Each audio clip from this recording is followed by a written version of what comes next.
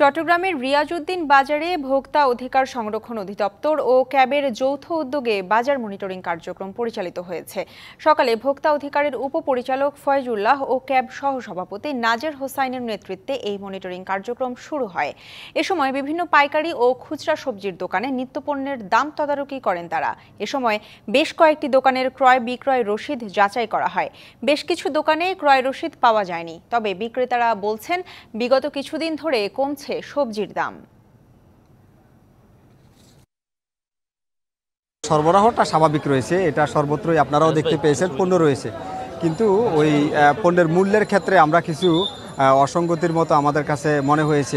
একটা স্পেসিফিক প্রোডাক্টই আমরা যখন আরও কিছু দোকানে আমরা দেখলাম, তখন দেখলাম যে মূল্যে আসলে ভ্যারি করে, কোথাও 80 টাকা বিক্রি করছে, কোথাও 60 টাকা বিক্রি করছে। কোনো ধরনের কারচুপি অথবা প্রতারণার আশ্রয়ে যদি তারা আপনাদেরকে পণ্য সামগ্রী বিক্রি করে থাকে, তাহলে আমাদেরকে জানান এবং তার বিরুদ্ধে আমরা প্রশাসনিকভাবে সর্বোচ্চ ব্যবস্থা নিতে বাধ্য থাকি।